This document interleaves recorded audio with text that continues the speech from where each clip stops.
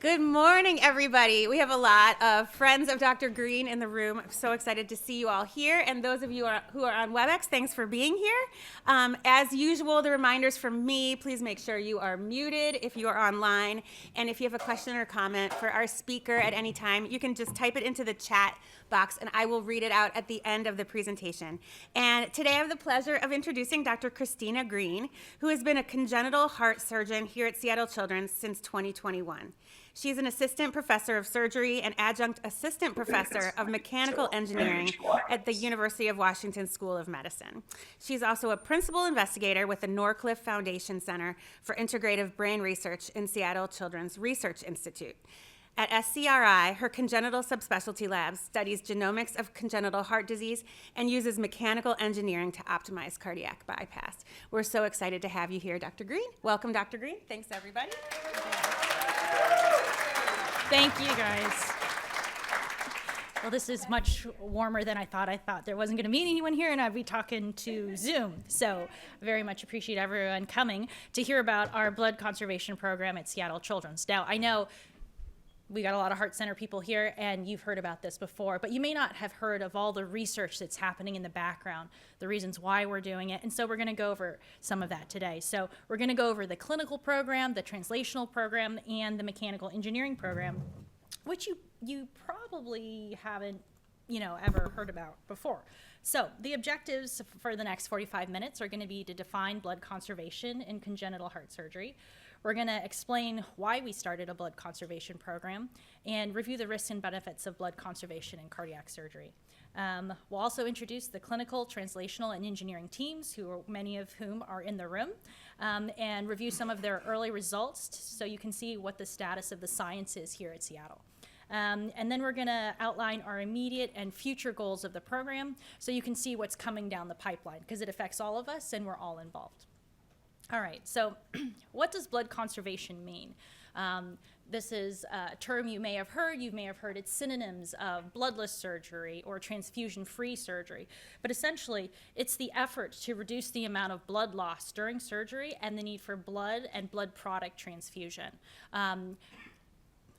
Many of you are not cardiac surgeons, but are involved in cardiac surgery, and you know that in order to perform cardiac surgery, traditionally, it's been an obligate situation where you're going to receive blood because the bypass machine, what allows us to do cardiac surgery, has to be filled with a liquid before we start.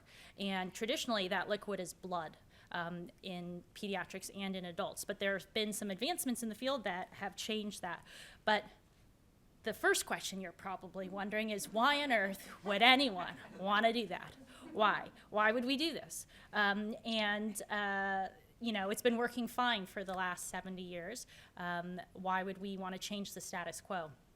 And it essentially, the movement started in the adult world where they started to correlate outcomes with those who are being transfused. And what they found was there is significant morbidity and mortality associated with blood transfusion and cardiac surgery.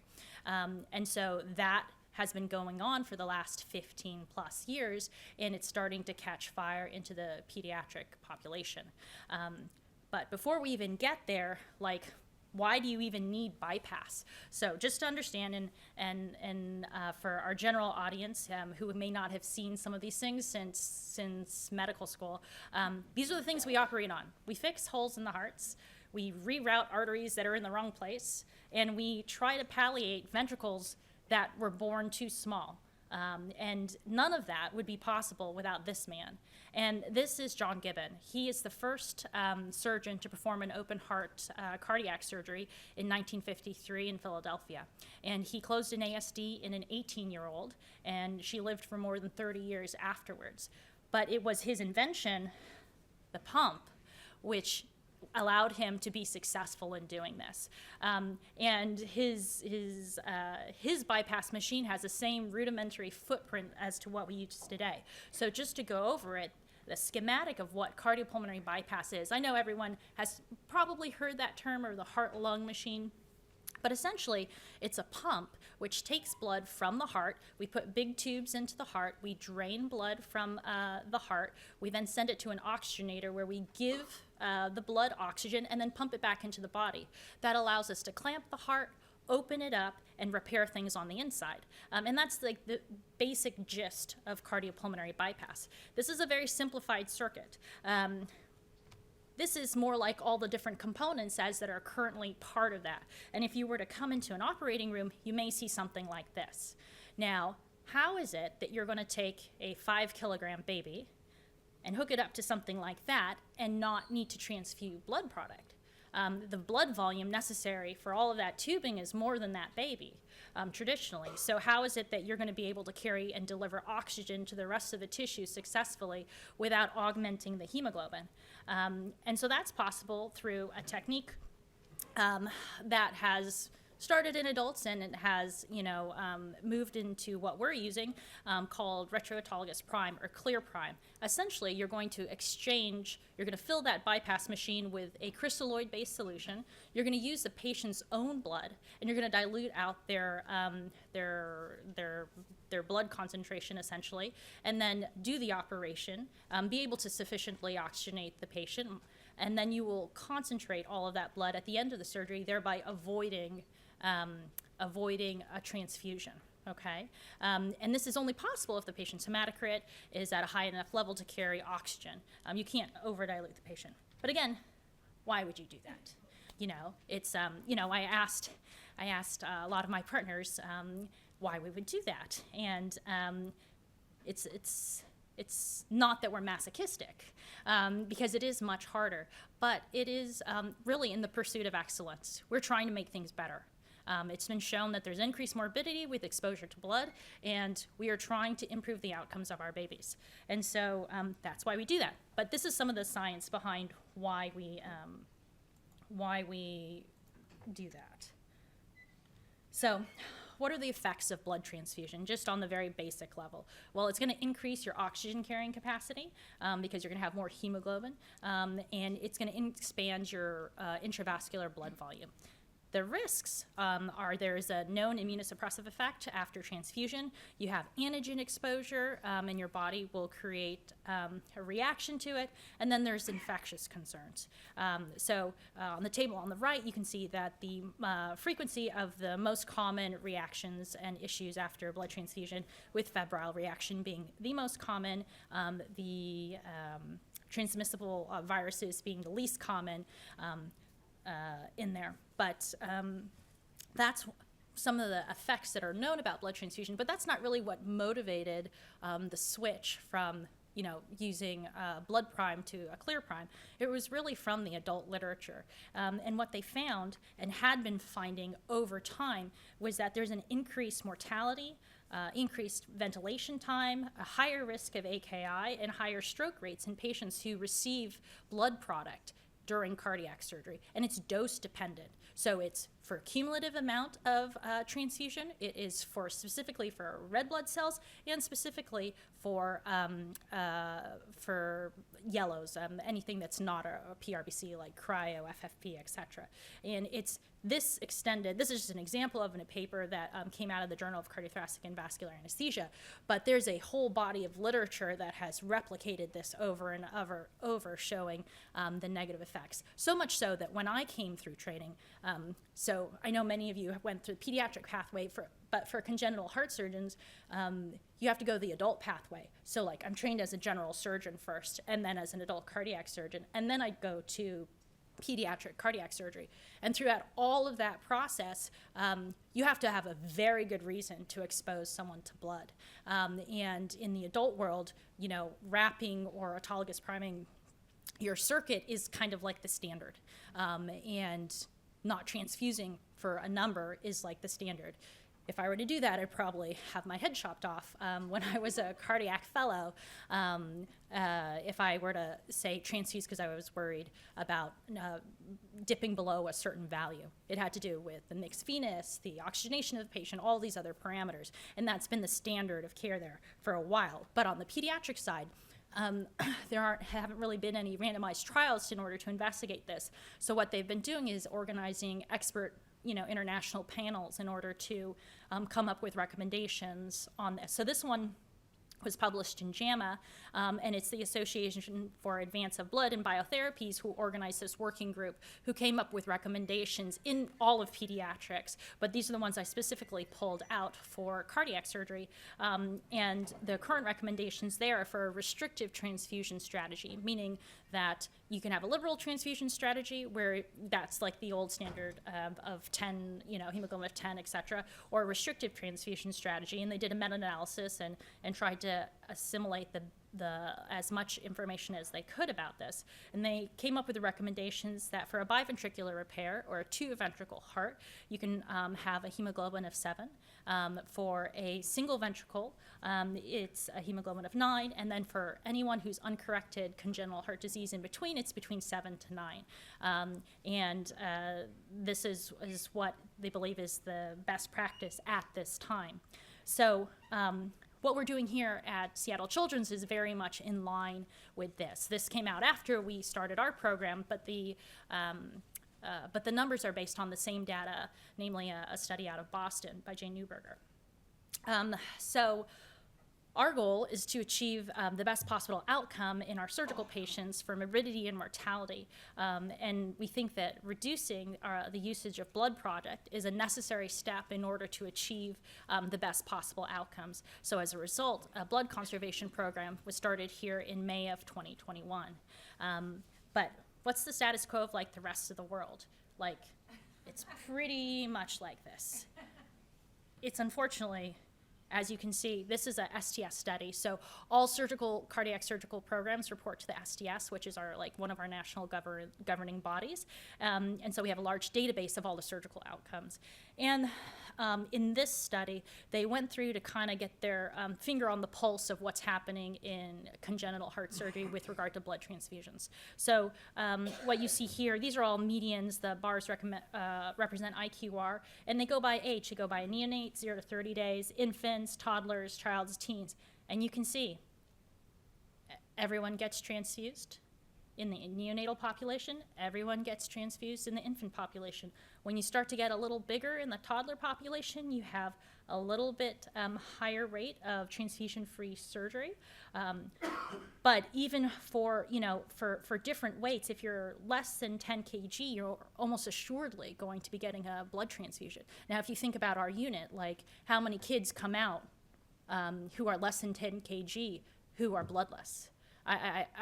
One of the reasons I wanted to give this talk was so people understand we're like the best in the country at this. Like we've been leading the way since this program started, and have excellent outcomes with regard to what we're doing. And I think people don't know that. And so this is what everyone else is doing at the moment, and you can just characterize that compared to what we do. And essentially for STAT3 cases, so the STAT categories in congenital heart disease have to do with how well a patient is predicted to do, where the STAT1 case being ASDs, VSDs, where you expect almost 100% survival to discharge. A STAT5 are your transplants, your Norwoods, where it's much higher risk of mortality. So a STAT3 is, kind of in the middle. And if you are anything more complicated than a STAT3, you're almost assuredly going to get blood in this population. So those who have been able to achieve bloodless surgery, even in the larger children, the teens and the young adults, it really is for low STAT category cases of like ASDs and VSDs. But there is always innovation, and there's a group in Berlin who have been pushing the envelope on this for quite some time, and they started adopting some of the principles from the adult world into the pediatric population and started publishing their results. And this is one of their first series of 3 patients who were children of Jehovah's Witness parents who underwent transfusion-free surgery. There's a switch who's less than 3 kilograms. There's canals, and it really proved to the world that it is possible. And what they described in their papers was really modifications to the bypass pump itself, which allowed them to perform this.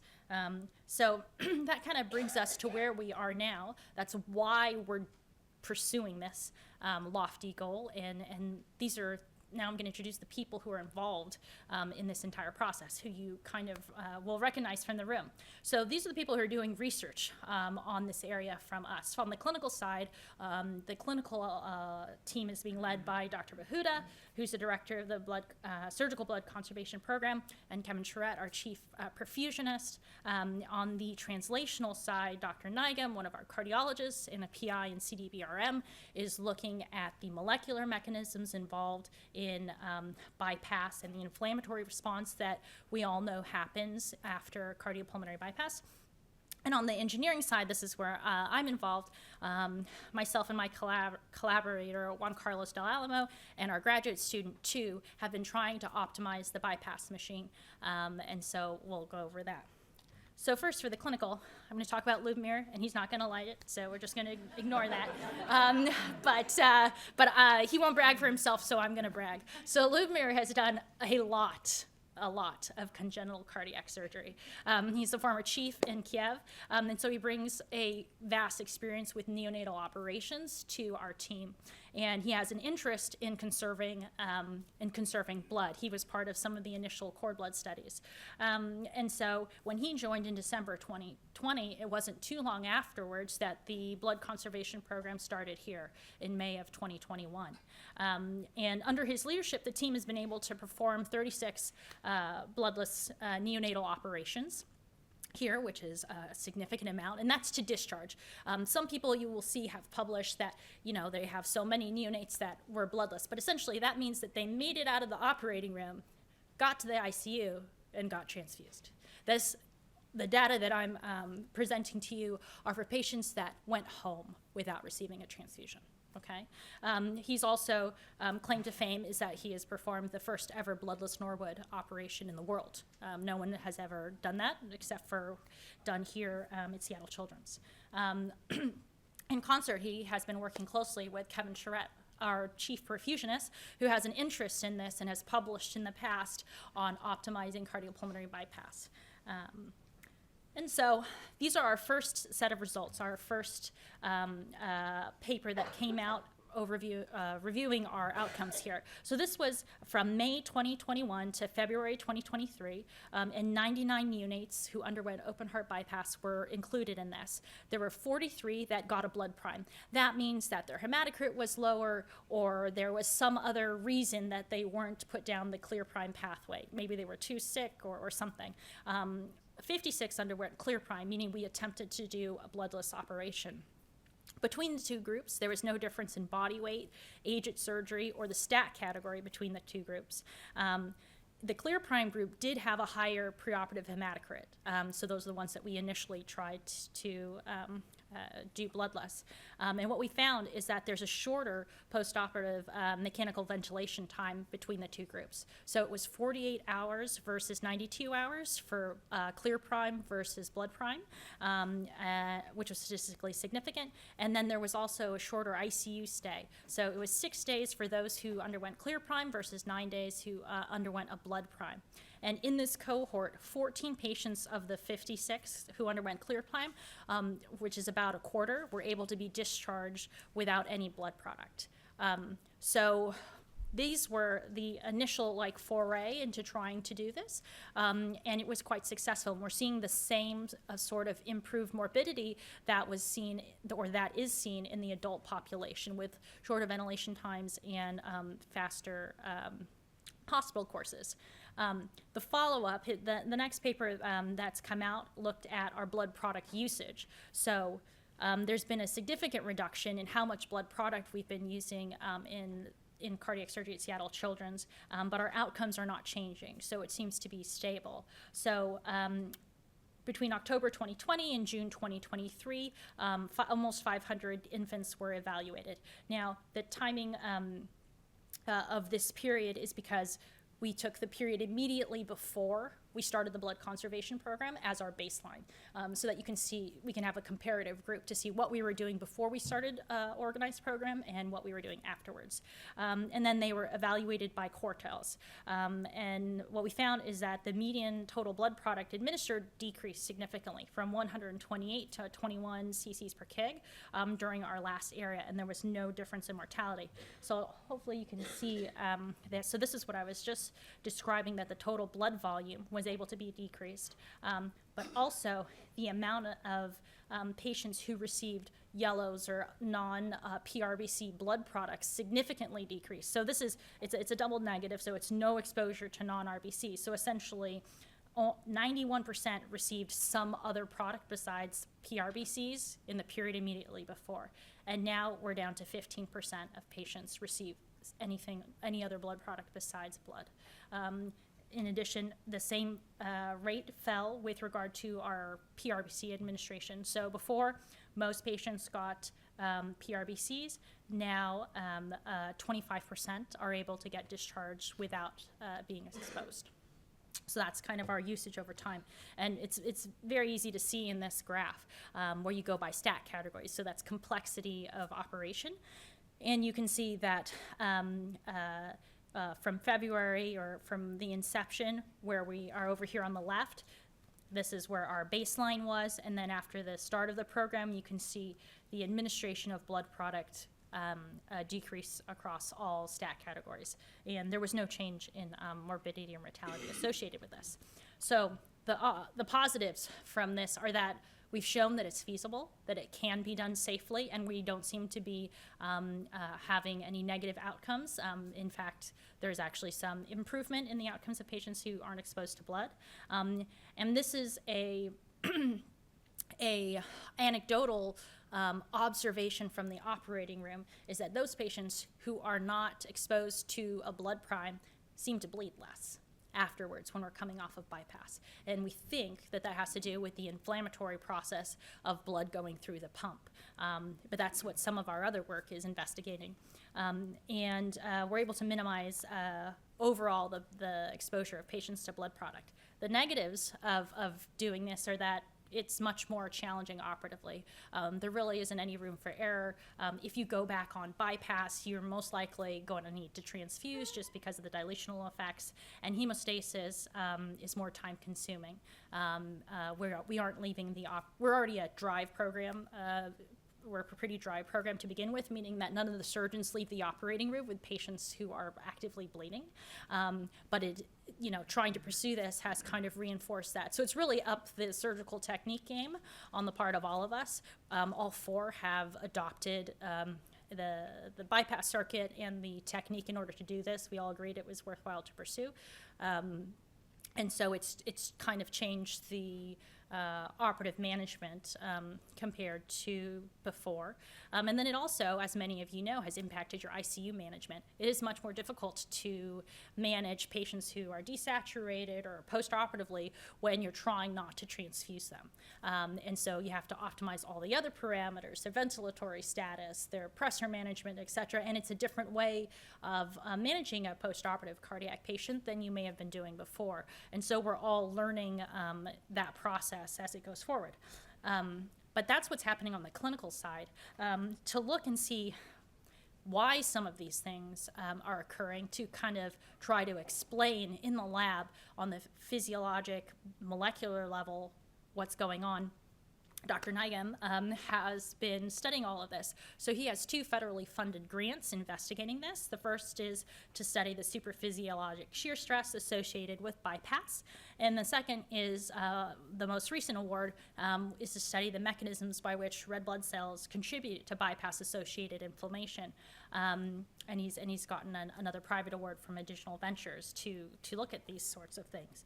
So just to give a brief overview of what he's been doing, this is one of his papers from JCI Insight, which overwent shear stress associated with bypass and showing the expression of inflammatory cytokines and necroptosis and monocytes. So essentially, he took blood, roughed it up essentially to mimic bypass in order to create shear, and performed RNA-seq experiments in order to see what the expression of those cells was. And what he found was that IL-8 and TNF-alpha were upregulated through a calcium channel signaling pathway, as you can see here. And what that allowed, and the finding this allowed for targets, drug targets, in order to decrease inflammation. So he tried tacrolimus, which is the drug that we've all been exposed to and know, and he found it to be protective from cells that would go down this pathway. Now, if a cell does go down this pathway after it's been sheared, they die in a different way than we've previously known. So I think many of you may have heard of apoptosis, which is organized cell death, which is a compartmentalized, organized way of dying. Sheared cells don't undergo apoptosis. They undergo necroptosis, which means they break down all the products and then they spit them out into the atmosphere. And this causes a very pro-inflammatory response. And we think that it's this pro-inflammatory response here which is affecting patients after bypass. And that's why we're seeing the difference. And so this area here is a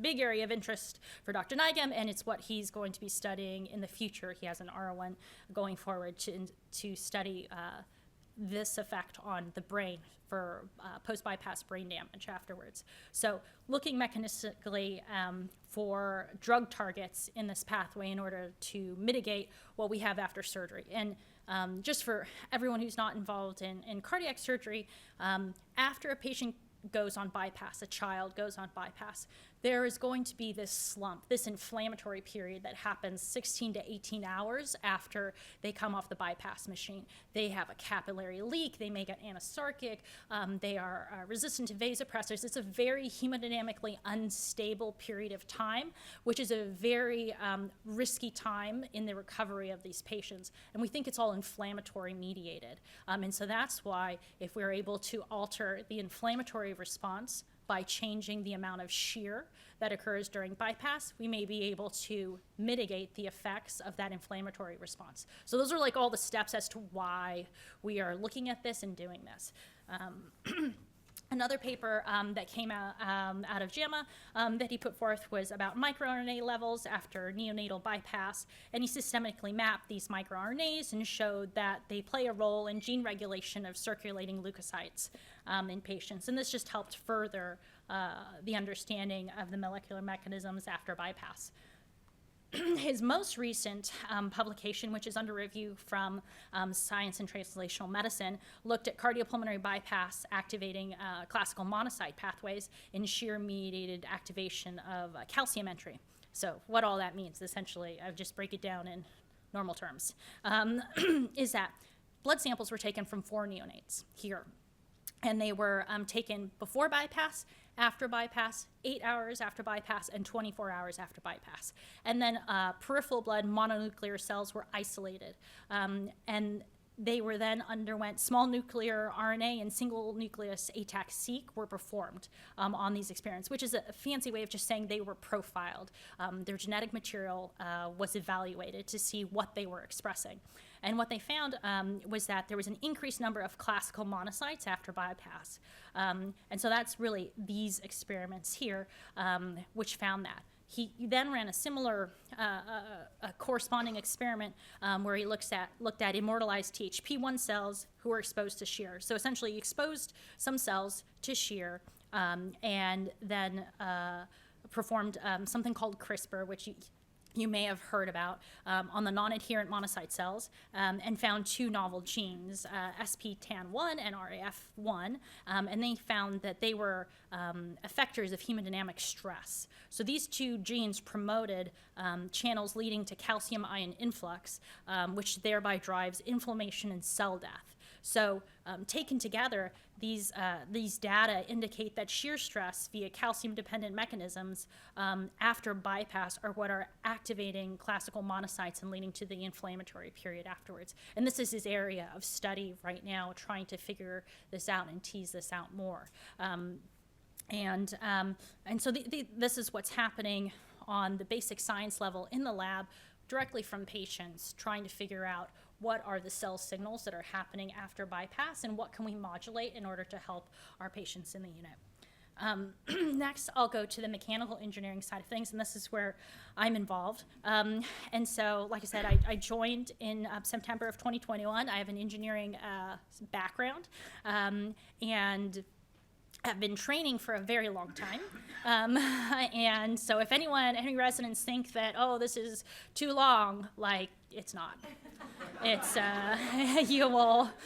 there are longer ways of doing it, and you'll survive. It'll be fine.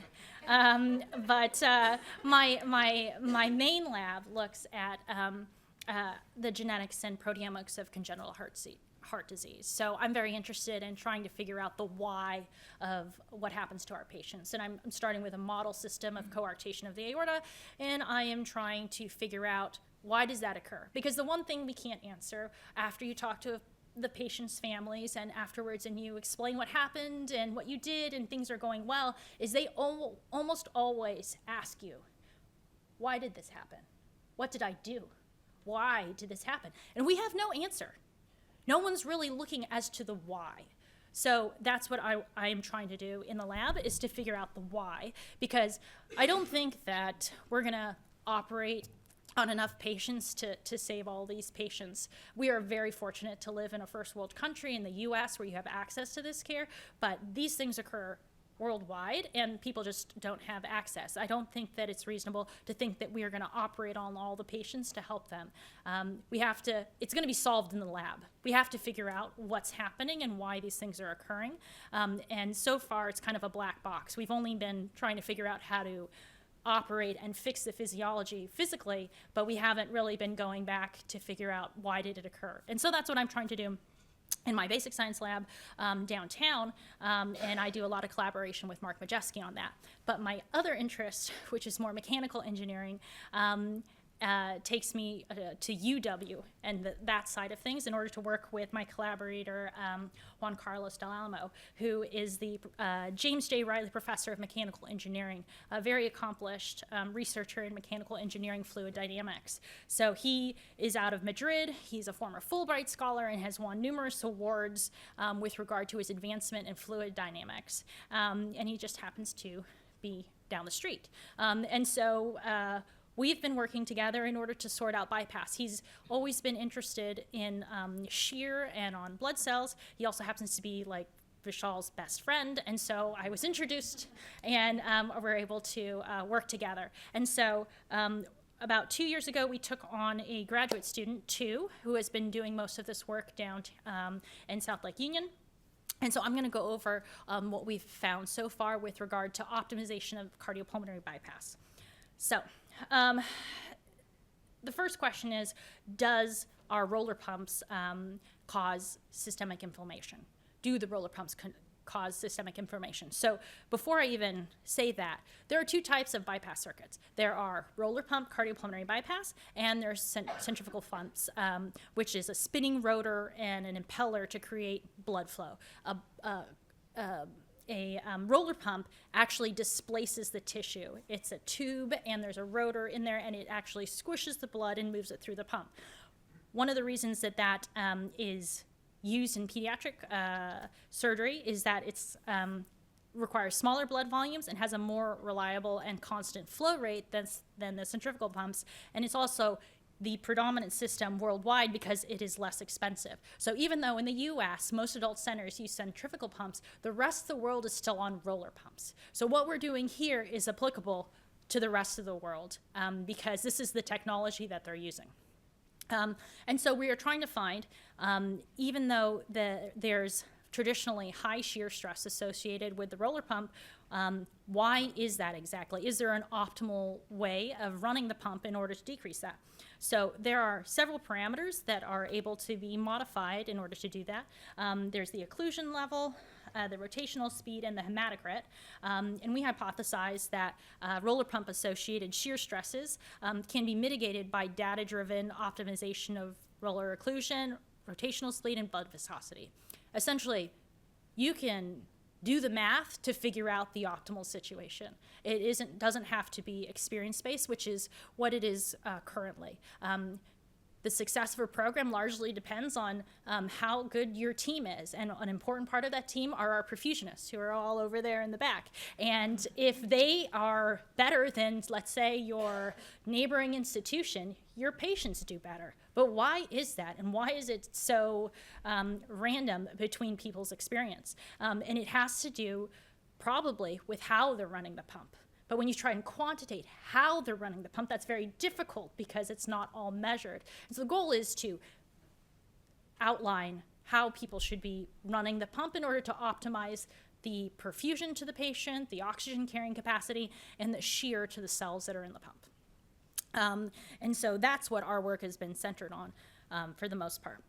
And so there are many parameters that are taken from what's happening clinically. So the tubing size, the tubing length, the kind of material, that all has really been driven from clinical expertise, meaning, what Kevin thinks the best way to do it was, essentially, was then tried by Dr. Bahuda, and it worked really well. Why did it work really well? We're trying to figure it out. That's the point of what we're doing in the lab. So this is a pump head, and so we're trying to mimic that. And so we developed three-dimensional in silico models of the pump and computed the dependence of the flow and the shear in order to test our hypothesis. So that little rotor that you see, that pump that you see that's part of the machine that you see in the operating room, we use this ANSYS program in order to model that. And so there's a lot of different math parameters, which I'm not going to get into, but essentially this is how we're testing the hypothesis. You're able to employ finite element analysis and this fluid structure to reproduce the dynamics of the tubing and the deformations in the raceway in order to study what's happening to the blood on the inside of this tubing. And so we have been able to perform simulations in order to study this. So we are able to vary all three of those different parameters in order to determine which conditions have the optimal delivery, essentially. So you can set how much oxygen delivery you want to have, and you can vary your occlusion, you can vary your speed, and you can vary your hematocrit, which is essentially your viscosity. And what we've been doing is we've been testing each of those parameters to see how and what effect they have. So when you, this is looking at the occlusion versus rotational speed. Here is the peak shear stress on the left, and here's your oxygen delivery. And then I don't know if you can see all of these little colored triangles and circles. These are different combinations that we have been trying where we would decrease the occlusion, increase the speed, see what the oxygen delivery was, decrease the occlusion, increase the hematocrit, and play around and see where we have the differences. And we are looking at shear stress as our main outcome. So what you can see through this is that as occlusion increases, so does peak shear stress, and it's higher with higher rotational speeds. So this is all very logical, right? If you try to push blood through a big hose, it's going to flow laminarly. It's going to be very easy. If you try and flow the same amount of blood through a straw, it's going to be much more difficult. But there's things that you can vary in order to allow you to be more effective in doing that, and one of them is the viscosity or the hematocrit.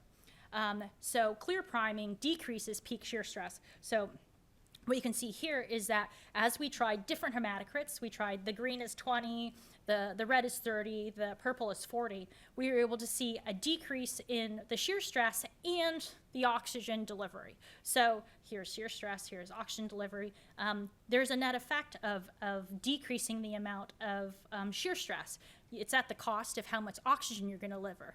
But as you can see, you can find a happy spot somewhere in here, and that's the goal, and that's what we're trying to do. And so we've continued to perform more and more experiments, and here you can see that, let's say if you keep the occlusion the same, and you are at a lower speed, but your hematocrit is higher, you have a higher peak stress. But if you flow faster and decrease your blood viscosity or decrease your hematocrit, you get actually more oxygen delivery with less shear. So this is what we think has been happening clinically, and we're trying to model it in the lab. And so this is just continuing on.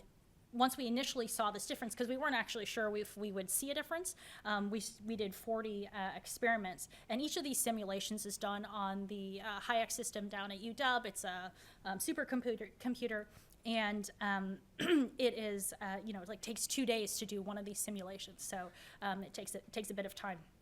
But what you can see is just by adding more variables in there, we're able to kind of delineate the effect of changing the speed and changing the occlusion. So there's a nonlinear relationship between the peak shear stress and the oxygen carrying capacity, and it with varying hematocrit. So essentially, oxygen carrying capacity, peak shear across, and each of these lines is a different speed. And you can see, you can pick where you want to be on those lines depending on how fast you flow. This is another a demonstration that it's not just linear with hematocrit, which is what is more or less believed currently, that if you have to have a higher hematocrit in order to deliver more oxygen with the bypass pump within the current set of parameters that we have. You can actually vary that, and that's why we've been successful using ClearPrime. This is just another kind of a pretty graphic that shows that exact concept. So essentially, each of these white lines is an oxygen carrying capacity, and you can move along. If you want to say, I want to deliver X amount of oxygen, you can change your parameters in order to deliver that amount of oxygen. You just have to figure out what it is that you need in there. And so that's what we've been doing. So our initial conclusions have been that peak shear stresses in roller pump bypass are sensitive to the 3 parameters of occlusion, hematocrit, and roller speed. And hematocrit plays the most substantial effect in peak shear, but rotational speed is also quite important with regard to shear. And we found that if you lower the hematocrit from 40 to 20%, you reduce peak shear by about 1/3. And that was there was less of effect with changing the pump speed than changing the hematocrit. You only reduce peak shear by adjusting your speed by about 10%. So those are our initial results, and these are forming the basis of a very large library in order to allow other people to use this data in order to optimize their bypass. So our future goals. So that's what's happening across the clinical realm, the translational realm, and the mechanical engineering side of the blood conservation program. So what's coming? So as many of you may have heard, one of those R01s had funding in order to do a clinical trial. So starting this spring and into the summer, we're going to start a clinical trial looking at ClearPrime versus BloodPrime in 60 VSD patients. And blood samples will be taken again pre-post at 8 hours and 24 hours. And then there's going to be single cell analysis and cytokine profiling to see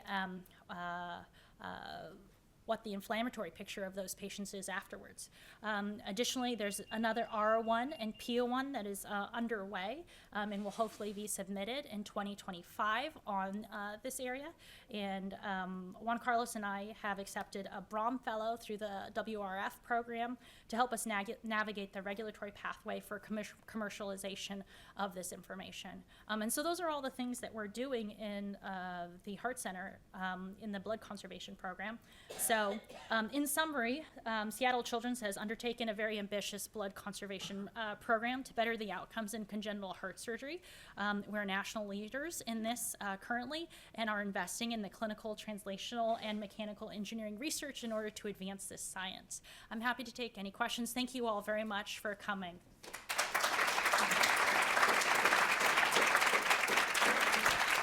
Wow. Amazing work. Thank you so much. And thank you to our crowd that's here. I'm sure we have a lot of questions, so I'll start with Dr. Bateman. Hi. Sorry. Hey, Christina. Congratulations. This was really impressive.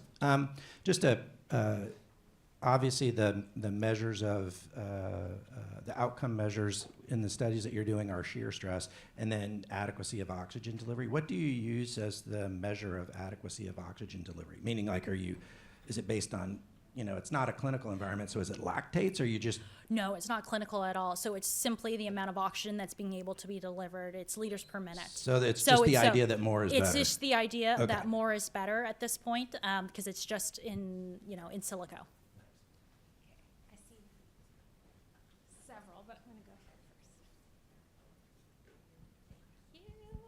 Dr. Green, thank you for that really great talk. I think I've counted 17 questions, but I will only ask one.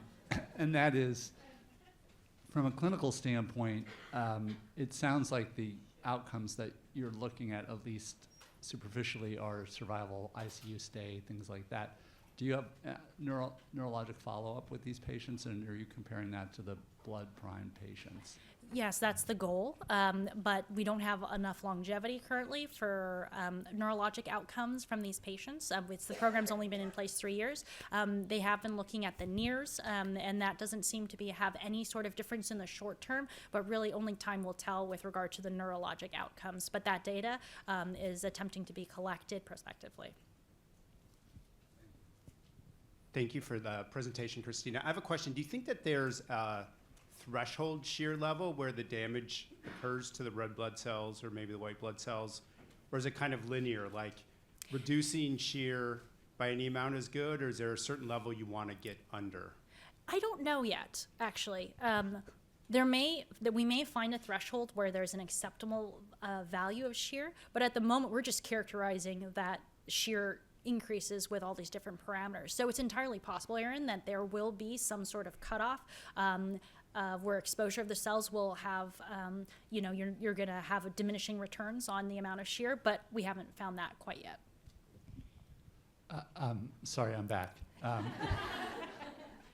It sounded like you said early in the talk that the patients who went in with a higher hematocrit seemed to be more likely to be successful.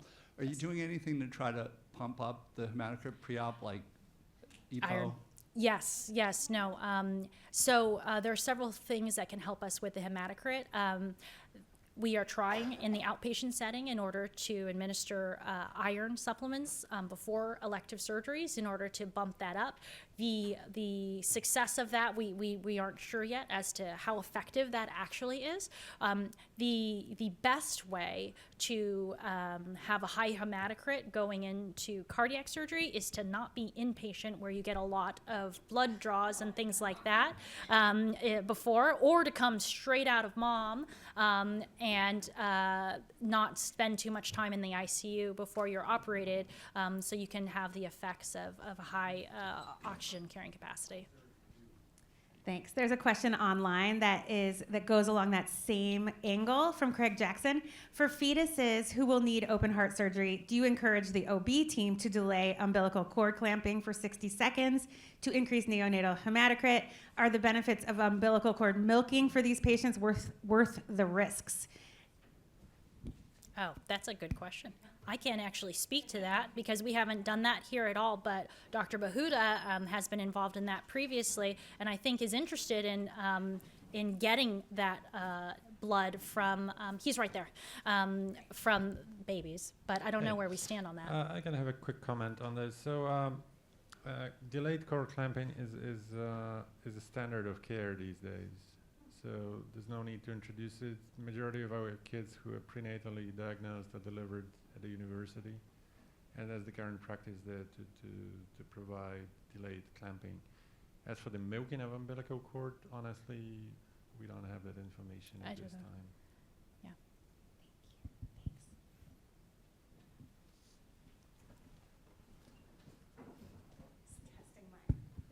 Christina, that was fantastic. I mean, really impressive. And, the work you and Vishal and Bloomer are doing is just, it amazes me. And I'm humbled and feel privileged to be part of the team.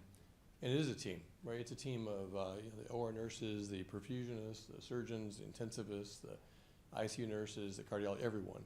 And what I think is amazing about this work is it's really hard. It's difficult research. It's difficult clinical care, and it does force us to become better physicians. So my question for you is, how do we take something that is so difficult and encourage the rest of the world to adopt these practices? Well, I think that is a good question. But I think in my heart that we are all trying to do what's best for these patients, and whether it's hard or not. And so if we are able to demonstrate better outcomes using this technique, I think it will catch on. I think it may take time, but I think it will catch on. And it's really a systematic approach, and it's hospital-based, and it's, if you were to institute something like this, there are other benefits to bloodless surgery. You're able to serve a different patient population. Blood is expensive. Like, this is not